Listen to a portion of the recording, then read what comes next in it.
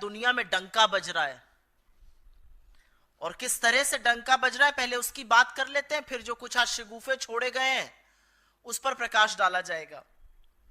France की बड़ी company है टोटल एनर्जी, दुनिया की 7 बड़ी एनर्जी कंपनीज में से एक है। अडानी ग्रीन एनर्जी में 20% की हिस्सेदार है। उन्होंने निर्णय लिया है कि अब भविष्य में अडानी ग्रुप में कोई भी निवेश नहीं होगा। यह निर्णय भ्रष्टाचार, घूसखोरी, जालसाजी के जो आरोप लगे हैं अमेरिका में, उसके चलते किया गया है। ये उनकी प्रेस रिलीज में है कि हमारी 0 टॉलरेंस है भ्रष्टाचार को लेकर। तो टोटल एनर्जी ने आगे आइंदा निवेश ना करने की ठानी है। यह फ्रांस से कहानी आ रही है। एक अमेरिकी एजेंसी है जो अब रिव्यू कर रही है कि श्रीलंका का जो बंदरगाह, जो पोर्ट अडानी को मिला था, उसके लिए फाइनेंस रिलीज किया जाए या ना किया जाए। करीब $553 मिलियन का करार है, वो किया जाए या ना किया जाए।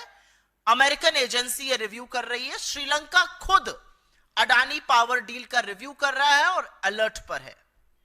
इजराइल में हाइफा पोर्ट जो मोदी जी के जाने के बाद मिला था, जैसे श्रीलंका की डील भी मोदी जी के कहने से मिली थी, और मैं नहीं कह रही हूं, वहां के पूर्व राष्ट्रपति ने कहा है।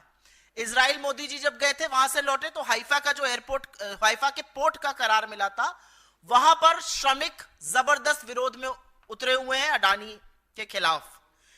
कीनिया के राष्ट्रपति ने तो सदन में बताया कि एयरपोर्ट की और पावर की डील को हम रद्द करते हैं, और हम सबका सिर शर्म से झुका। जिस तरह का जश्न कीनिया ने मनाया अडानी की डील रद्द होने का, एक हिंदुस्तानी कंपनी ने इस तरह हमारा सिर शर्मसार किया।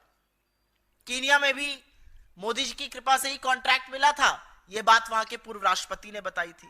बांग्लादेश की कोर्ट ने अडानी पावर डील के जांच के आदेश दिए हैं।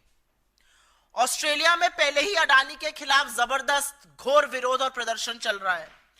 स्विट्जरलैंड ने अडानी से रिलेटेड, उनसे संलग्न करीब 2617 करोड़ रुपए फ्रीज कर दिए हैं जालसाजी और हेराफेरी के आरोपों के बीच में। अमेरिका में तो डंका ऐसा बज रहा है कि वारंट इशू हुए हैं।